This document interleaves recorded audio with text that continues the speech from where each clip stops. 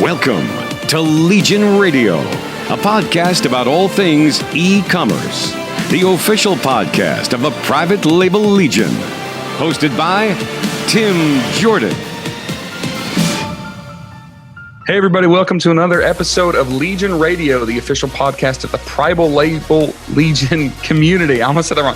Private Label Legion community. On this podcast, we talk about all things e-commerce. Sometimes we get really specific. Sometimes we get way off the wall. But today we're going to talk about outsourcing.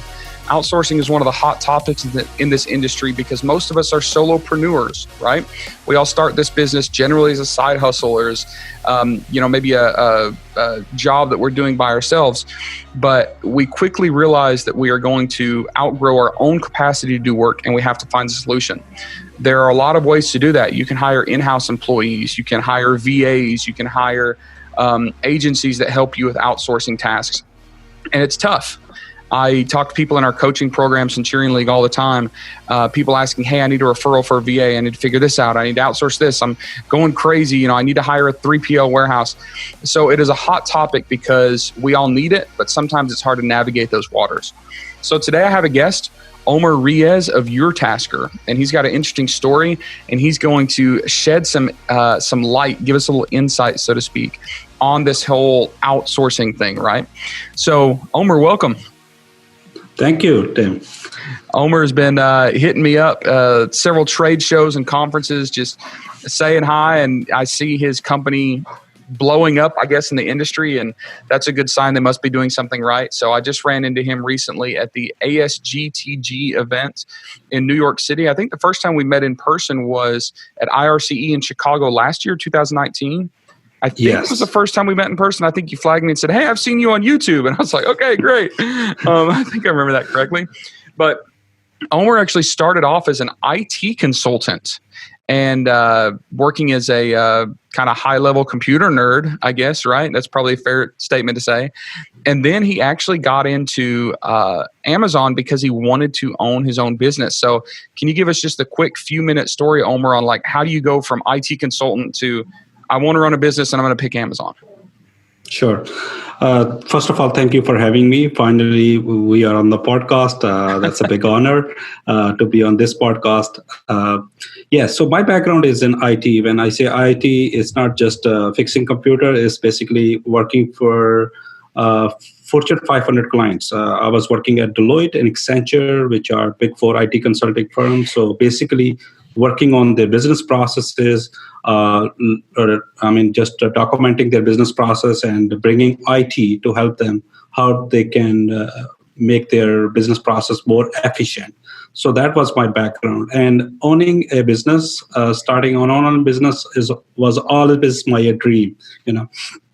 Me and my brother, who is actually one of the co-founder of Your Tasker, we started selling on Amazon in 2015, where we started with wholesale.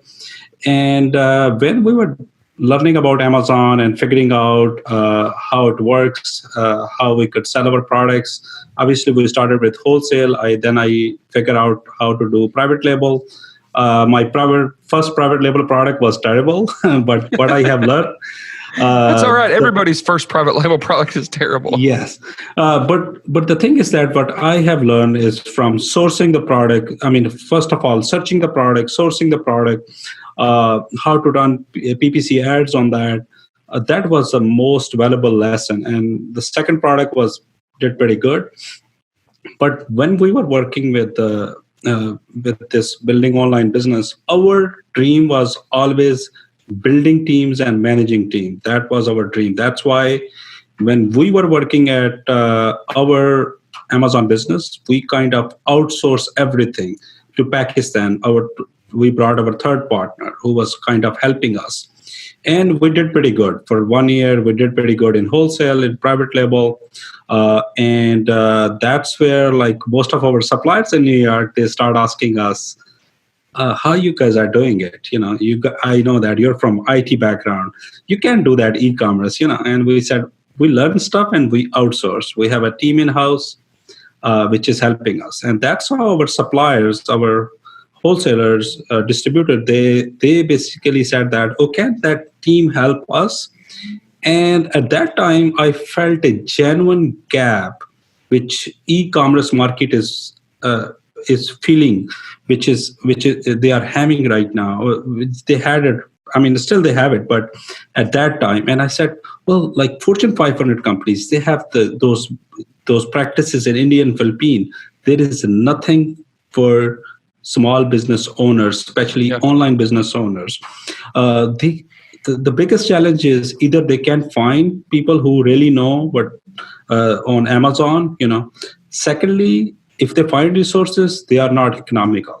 So that's where I found the problem, and we built a solution around that, which is your Tasker. All right, and, so time out. I got a lot of stuff Sure. I want to unpack here. Sure. So you obviously did pretty well on your e-commerce platform, Amazon, and it sounds like what you're saying, one of the biggest keys to that was you had to scale by outsourcing, right? Is that correct? Mm-hmm. Yeah. So you kind of figured that out on your own, and you didn't come from a background of outsourcing. You didn't come from a background of even like human resource management. Like you just kind of realized, hey, this is something we have to do. Let's figure out ourselves. So you actually brought on a third business partner to your business with the intention of that person being able to handle an offshore team. Did I hear that right? Yes. That's crazy. So we could go all into like, what's it like to bring on business partners and all that stuff. We'll stick to the topic this time, but I think that's extremely interesting that you kind of built this out of necessity. And when you're talking about how the business of your Tasker started, it's because you had a good solution and other people said, hey, let us in on that too. So you didn't build this process to create another business. A business came out of a successful process. And I don't know if you know the history of how I got started really in e-commerce, and that led to Hickory Flats. And Hickory Flats used to be a sourcing and logistics company. And it happened because I had contacts in China. I was doing business in China before I got into e-commerce. And when I got into e-commerce and started figuring out private label, I said, hey, I got a guy. So I'd call up my buddies and they'd source something or manufacture it or ship it. And then people started calling me and said, hey, can you ship my pallet? Hey, can you help me find this? So literally Hickory Flats at the time started because I'd figured out a good system, good process, got this knowledge, and people came to me. And I think that is a great way to start a business because, a lot of times we go into a business just worried about the revenue. Like we're going to start this business because there should be great profit margins. And a lot of times we end up failing on execution, or we end up failing on actually, having a really good solvable solution to a big problem. So when you come up with something by accident, I think that it proves that you're onto something right. So that's extremely interesting that your business started very similar to ours. Mm-hmm. Yes, definitely. All right. So you guys eventually said, hey, this is the direction we want to move in. So you stopped scaling on, you stopped selling on Amazon. And I know there's a lot of reasons that people sometimes do that. They don't want a conflict of interest. They want to focus on something that they feel they can help a larger audience with. And I know it's the route that you took. So when you built your Tasker, you're looking at it, as an e-commerce seller, you want to target the e-commerce market and make a very, very specifically valuable product for them. What were some of the areas in the market that you think needed the most help in outsourcing that you could provide through an outsourcing agency? I think the biggest challenge was, since I live in New York, I live in Long Island. So the biggest challenge, we have a lot of e-commerce sellers or community in Northeast region. The biggest challenge was a lot of people who came into this space, e-commerce space. They were innovative. They came with different ideas. The biggest challenge for them was how to scale that business. Okay, that is the biggest challenge, and they are not aware of all the technologies and resources which are out there. They took the initiative. They came into the market. So now they are trying to figure out, listening to podcast or listening to YouTube. There were not a lot of sources back there. I still say that now we have good sources, but back in the times, there were not a lot of resources.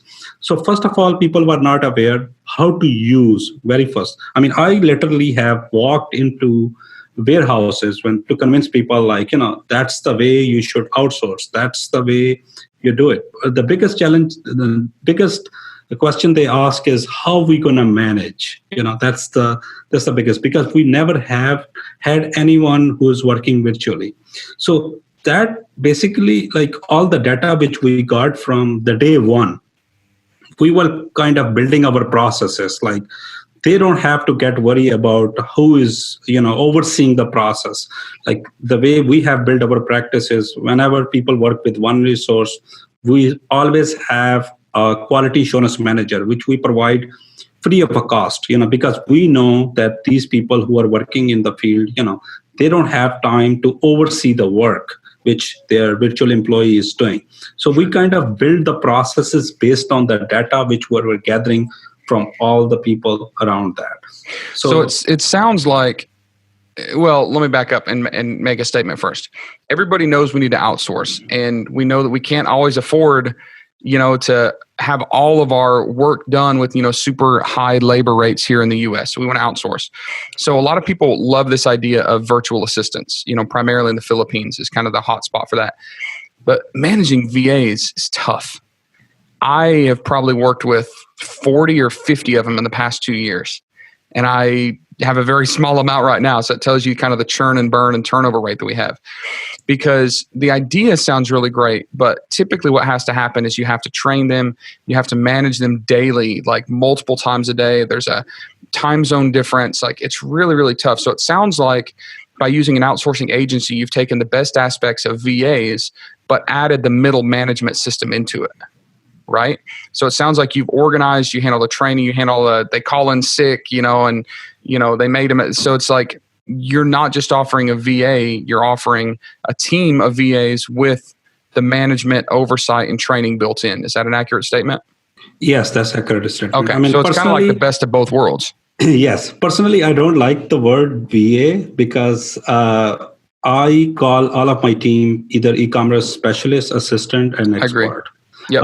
Because the way we work is that I have 2 big offices in Pakistan, 2 different cities, where everybody comes to work every day. It's a complete structure which we have seen when I was working at Big 4 IT consulting firms.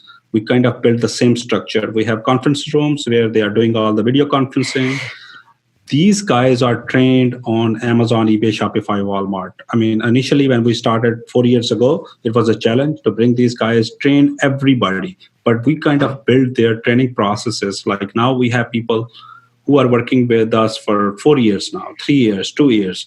These guys know what they are doing. They know from product research to listing optimization, PPC management, customer support. So they know what they are doing. So that's why I call them e-commerce assistant, specialist, expert, based on their experience, based on their skill level.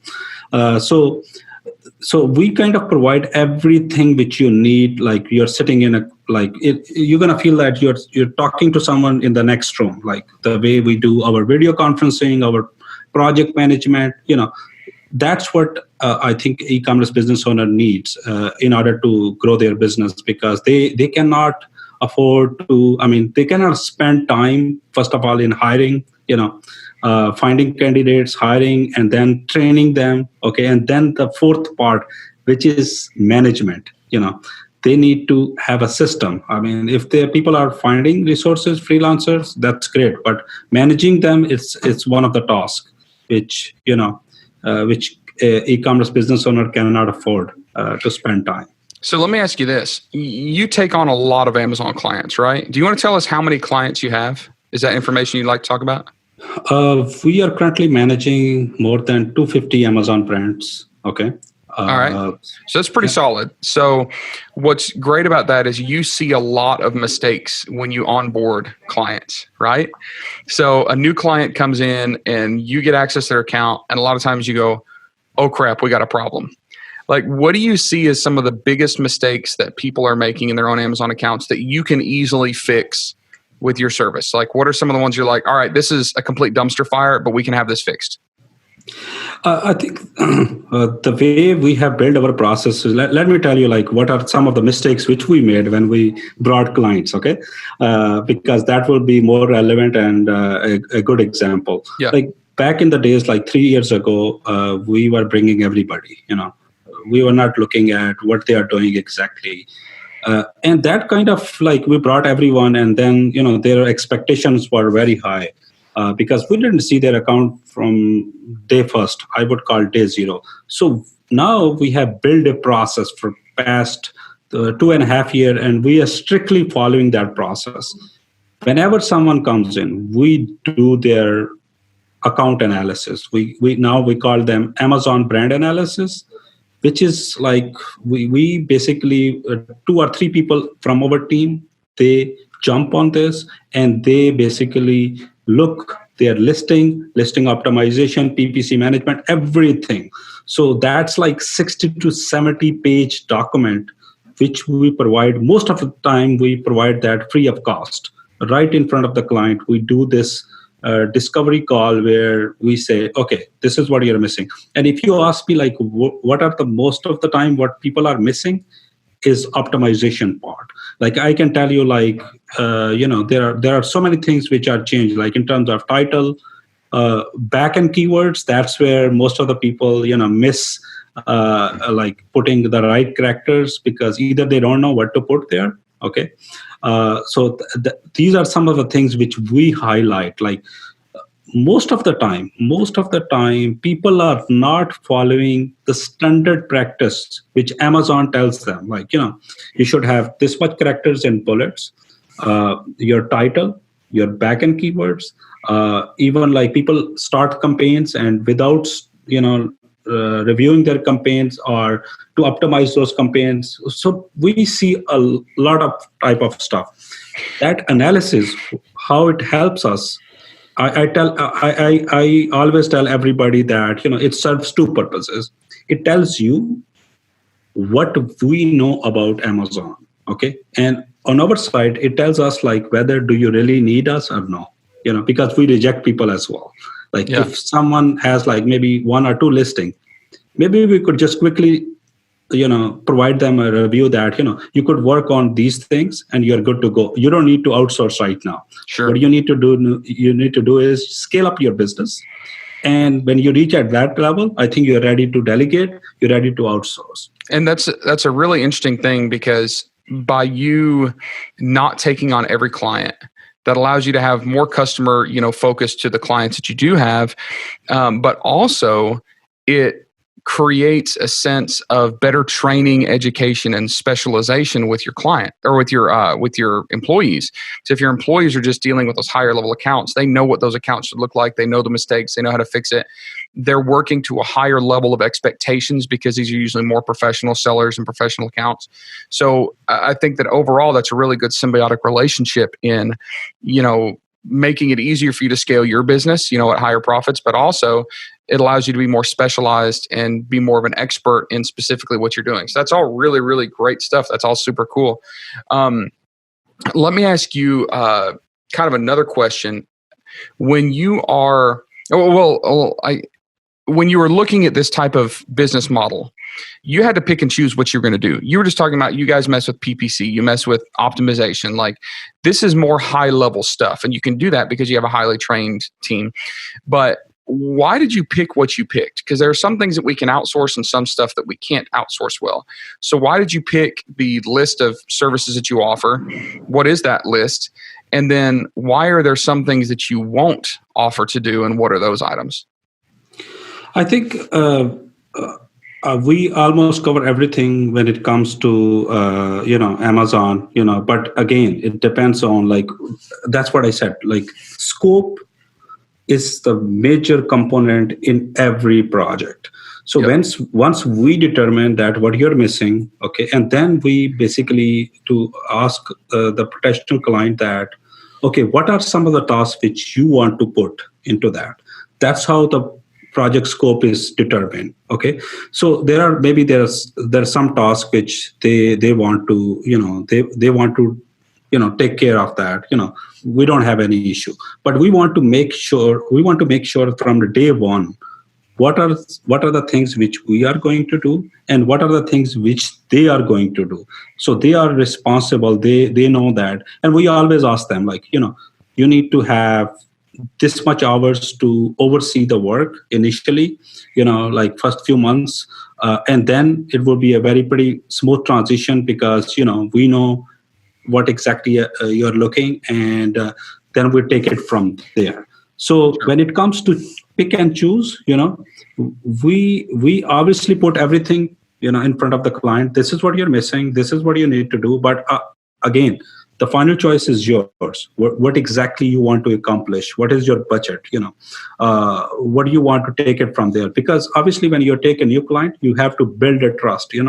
Obviously, providing a free account analysis, it's kind of one step.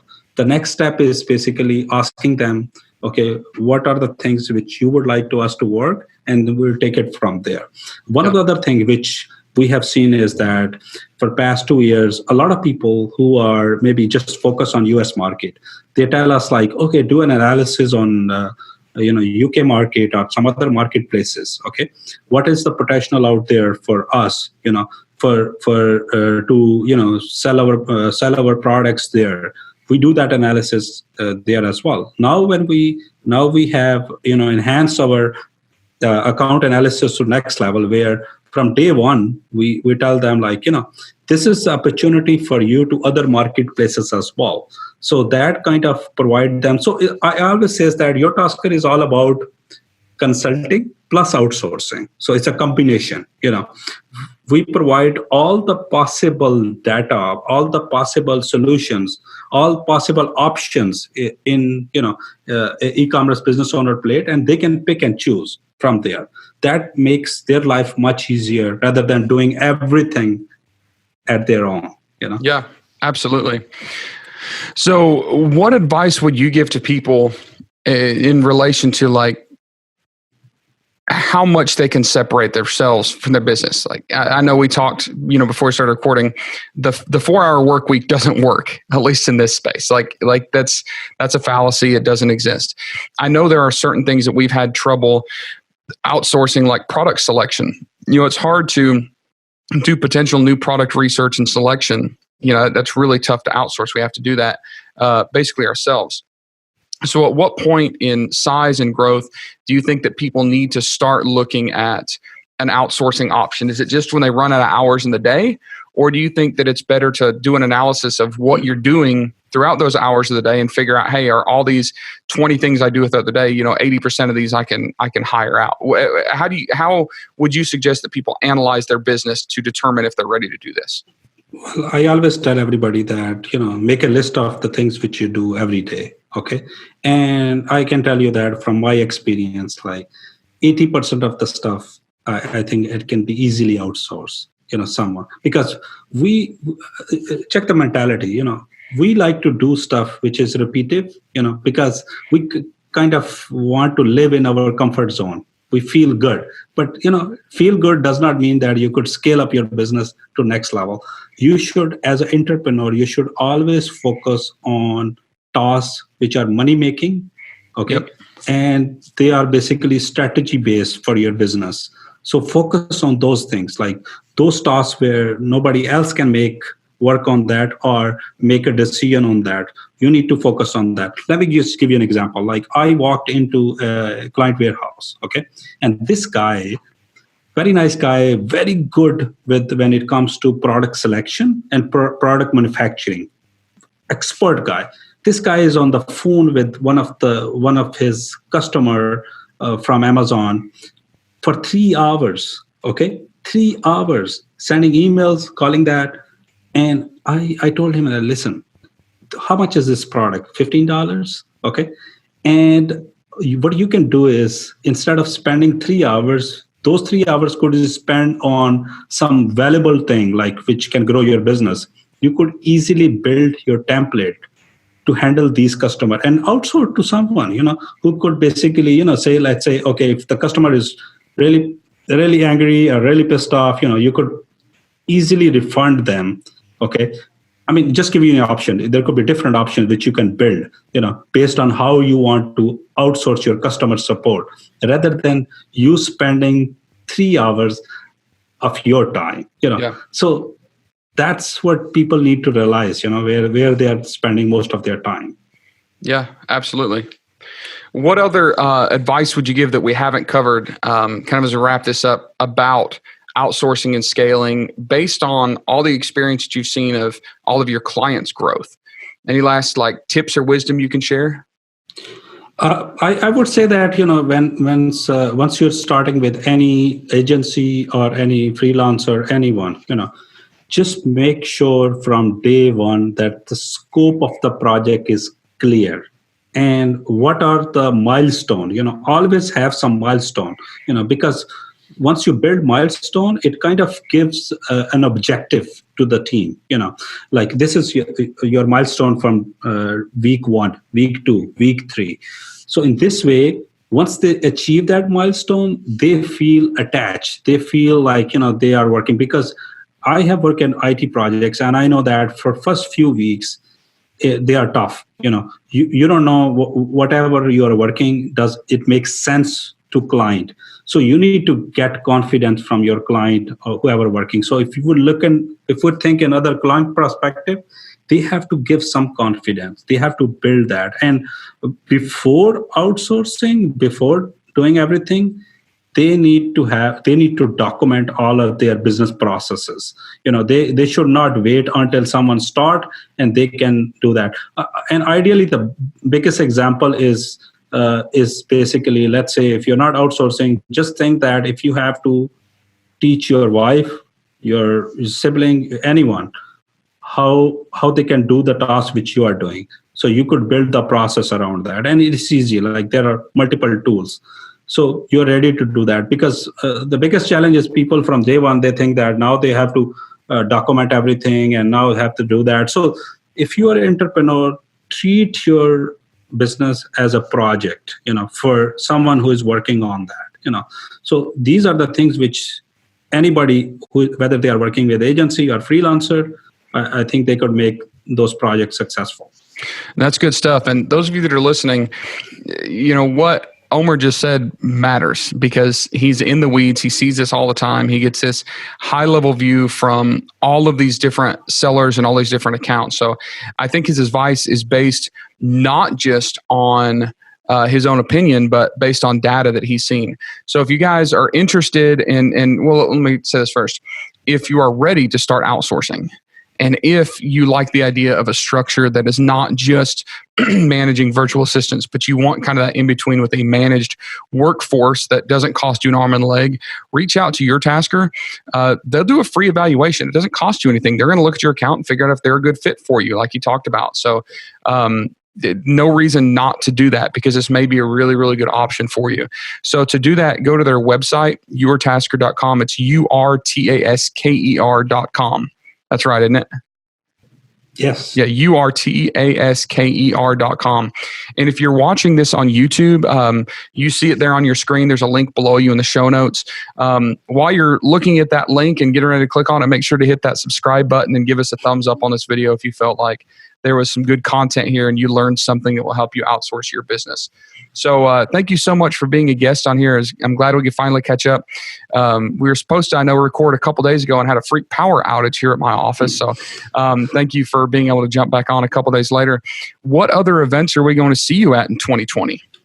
You will see us at White Label Expo, Prosper Show, and a couple of more. I don't have the detail yet. Gotcha. Are you going to IRCE? Not really this time. I already met Tim Jordan. So. Oh my goodness. There you go. Well, I'm planning on swinging through White Label. I'm not involved in any sponsorships there, but I'm just going to swing through for a day and shake some hands. So I'll see you there. And then Prosper March. It's huge. Vegas. All of you that are listening prior to March, make sure you are in Vegas for the Prosper ASD show. Prosper is an e-commerce conference. It's prospershow.com. ASD is like the country's largest just random trade show, asdonline.com, I think.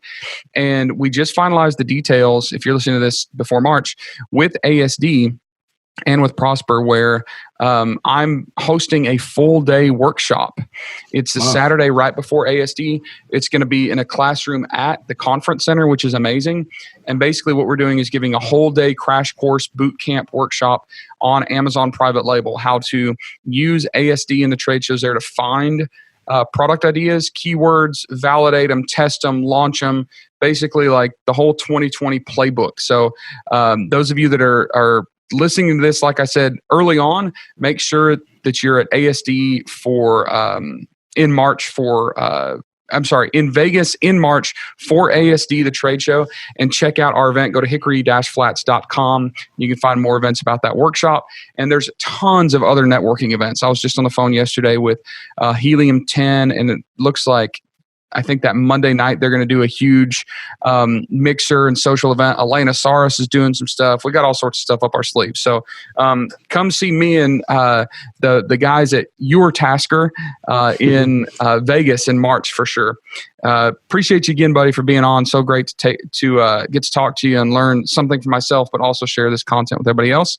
If you're listening, make sure to join our Private Label Legion Facebook group. It's free. It's information. That's where we post updates on wherever we're going to be, all the free content we put out, new podcast episodes, all that good stuff. And of course, subscribe on YouTube if you're watching there. If you're listening to us on another podcast channel, give us a thumbs up, give us a like, give us a subscribe. And we're dropping these episodes pretty frequently. And let us know what you'd like to hear. If there's a piece of content that you'd love to hear about, make sure to let us know, and we'll make sure to get that on the list. So we're going to sign off. Thank you so much. Thank you. Thank you, Tim, so much. I'm just taking a screenshot for myself. Oh, taking a screenshot? Yeah. That's good.